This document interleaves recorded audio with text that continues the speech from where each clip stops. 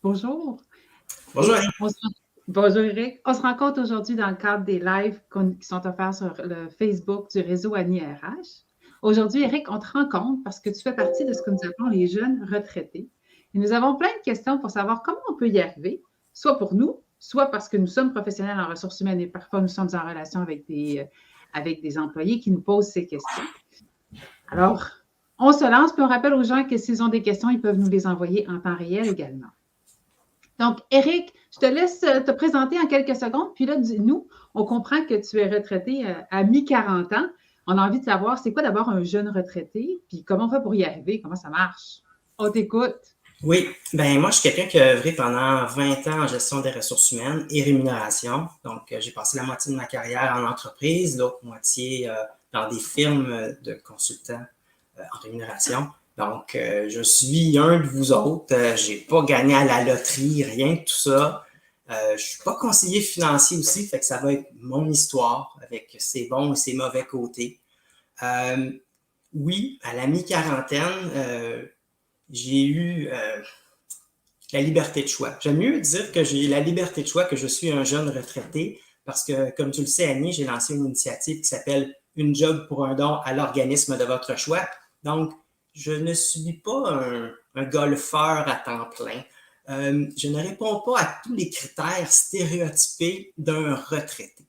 Donc, je continue encore de travailler, même si ce n'est pas de façon aussi intensive qu'avant. Mais je ne suis pas sorti du marché du travail comme tel. Donc, voilà pour la petite histoire de qui je suis. Oui.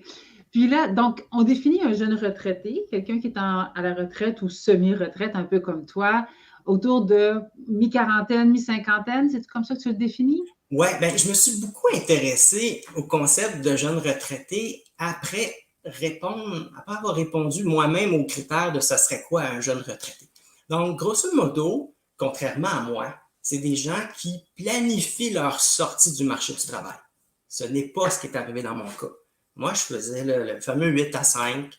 Puis, à un moment donné, j'ai réalisé que, tu sais quoi, je fais face à un choix. Je suis peut-être plus obligé de suivre cette voie-là. J'ai d'autres options qui s'offrent à moi. J'ai ce que j'ai appelé la liberté de choix. Généralement, les jeunes qui embarquent dans cet idéal-là, ils veulent quitter ce qu'on appelle le rat race, la course des rats. Bon, ça s'appelle comme ça. L'idée, c'est pour eux d'arrêter de travailler le plus rapidement possible, du moins arrêter de travailler à temps plein. Donc, sortir du modèle qui impose là, le rythme effréné de payer les factures, etc. Donc, le but, c'est de faire travailler son argent pour soi, au lieu de Bon, travailler explique-nous soi-même. ça.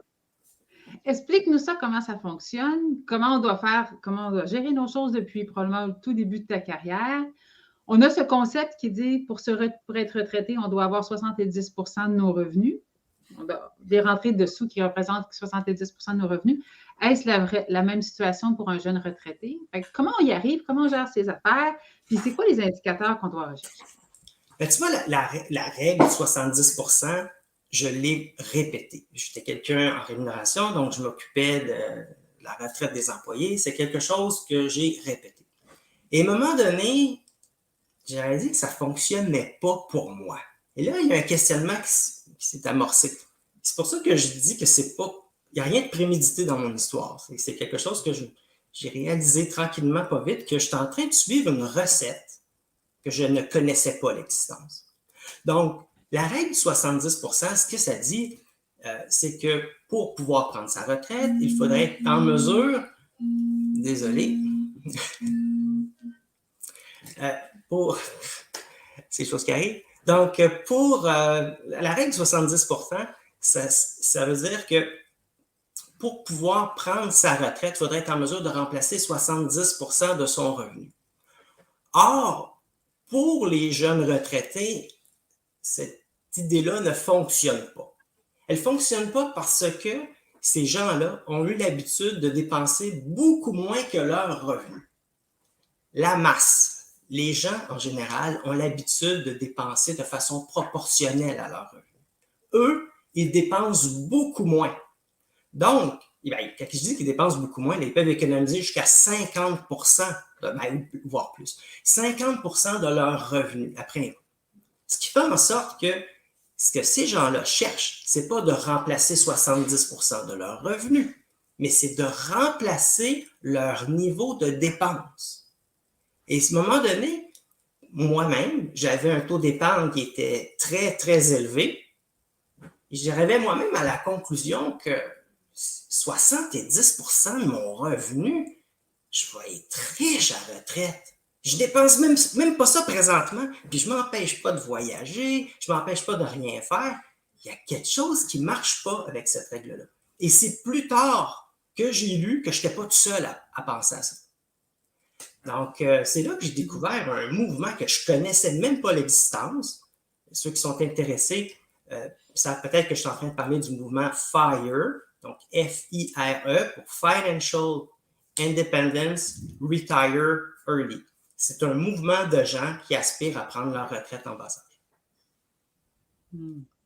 Donc, dis-nous, Éric, si toi, puis là, on rappelle aux gens que tu es un professionnel des ressources humaines, tu n'as pas perdu tes connaissances en rémunération, maintenant jeune retraité, si on ne prend pas la règle du 70%, parce que comme tu dis, elle s'appliquait aux revenus et non pas aux dépenses, alors qu'on devrait l'appliquer possiblement aux dépenses, quelles sont les règles, quels sont les ratios, quels sont les points de référence qu'on peut se donner en tête pour savoir, qui sait, peut-être y a-t-il des gens qui nous écoutent qui sont comme toi, ce sont des gens qui pourraient prendre leur retraite, peut-être pas réalisé.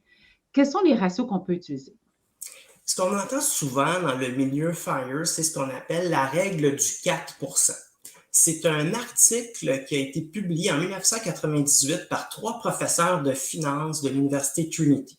Ce que cette règle-là dit, c'est qu'il y a une étude qui a été faite qui a démontré qu'on pouvait vivre avec 4% de rendement sur notre épargne. Grosso modo, ce que ça veut dire, c'est qu'on économise, on se ramasse avec un pot d'argent qu'on place en bourse, peu importe, et ça génère des rendements. Bien, ce pot-là, si on est capable de faire 4% de ce pot-là, puis que ça donne, mettons, 40 000 par année, parce qu'on a un pot de 1 million, on va prendre des chiffrons. Bien, si on est capable d'avoir des dépenses de l'ordre de 40 000 4% d'1 million, c'est 40 000 selon cette règle-là, ça veut dire qu'on sera en mesure de prendre notre retraite. Pourquoi 4%? C'est qu'entre 1946 et 1998, là, il a été démontré que le rendement boursier, 50% actions-obligations, était de 7% historiquement et parallèlement, l'inflation était de 3% en moyenne. 7 de rendement, moins 3 d'inflation, il restait 4% de rendement. Donc, si on est capable, donc on prend notre calculatrice, on regarde qu'est-ce qu'on a dans notre compte de banque, on fait fois 4%, puis là, on se dit, est-ce que je suis capable de vivre avec 17 000 par année? Est-ce que je suis capable de vivre avec 27 000 par année? Puis si on dépense 27 000 par année, la réponse est peut-être oui. Par contre, c'est Jean-Sébastien Pilote qui en parle dans son livre, on n'est pas obligé d'arrêter à 4%. Les frileux, ils pourraient dire, ben moi, je vais prendre 3%. Puis tu sais, je veux dire, on voit là, la conjoncture, là, qu'est-ce qui se passe au niveau de l'inflation, au niveau des rendements. Tu sais, si on arrête la journée où on accote le chiffre, puis que les rendements boursiers ne sont pas au rendez-vous, ou il y a un petit pépin, ça peut devenir stressant. Donc, il vaut mieux prendre ça relax. Un peu comme moi, tu sais, je pourrais facilement recommencer à travailler en rémunération. Donc, il faut quand même être logique là, dans nos choix. Donc, la règle du 4% de ces fonds, le rendement de 4% sur ces fonds constitue un revenu annuel. Puis, est-ce que ce revenu-là est suffisant ou insuffisant pour nous? Puis, on peut se donner une petite marge de manœuvre, considérer qu'il va y avoir de la fluctuation sur les marchés financiers, puis regarder ça à partir de ça. C'est ça. Éric, dis-moi, si tu pouvais retourner dans le temps, là, si toi, tu pouvais parler à ton toi-même d'il y a 10 ans, voire il y a 5 ans, quelles recommandations te donnerais-tu? Qu'est-ce que tu retiens de tout ça? Qu'est-ce que tu aurais peut-être fait différemment? Qu'est-ce que tu aurais envie de nous dire, là? On va commencer par... Il y a plein de choses que j'aurais dû faire différemment. J'aurais pu prendre ma retraite plus tôt encore. Mais la chose que j'ai vraiment bien faite de faire, c'est de m'acheter une maison à un prix inférieur à ce que le gars de la banque me dit. Parce que conseiller financier là, de la banque, lui, là, il serait bien intéressé à ce que tu prennes une maison ou ce que tu vas t'attacher les mains avec une hypothèque de 20 ou 25 ans. Fait que la maison, on va prendre le chiffron, là, de 500 000, payable sur 20 ans, elle va te coûter plus cher que 500 000. En achetant une maison à un prix inférieur, tu es capable d'épargner plus rapidement. Et cette épargne-là, tu la places et ça fait des intérêts. Stephen Jarolowski, un investisseur, il disait, ben, pas s'acheter une maison qui est trop coûteuse parce que ça va nous empêcher d'investir. Il y a d'autres auteurs aussi, Robert Kiyosaki, qui dit la même chose. Il dit, ne faites pas l'erreur de vous attacher avec une hypothèque parce que pendant toutes ces années-là, c'est des années d'économie ratée. Or, comme on peut le lire souvent dans les livres de Pierre McSween, tout se passe dans la vingtaine. Du moins en bas âge. Je ne dis pas que votre cause est perdue là, si vous avez 45 ans, mais vous pouvez la prendre plus tôt, votre retraite, que 65, peu importe. Mais sachez que c'est une période qui est importante. Donc, de s'attacher avec une hypothèque puis des paiements de voitures neuves, etc., ça crée un boulet et pendant les années où vous auriez pu investir et tirer votre épingle du jeu au niveau de l'épargne. Fait que ça, je dirais, c'est le premier conseil de ce que j'ai fait, puis je savais pas, je l'avais pas lu, moi, le commentaire de Jarolowski, là.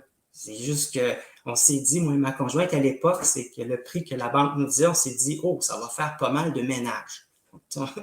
Peut-être un peu de paresse là-dedans, là. Ou de chance. Mais la raison pourquoi on ne s'est pas attaché avec une hypothèque aussi longue, c'est justement parce que ça ne tentait pas de faire du ménage.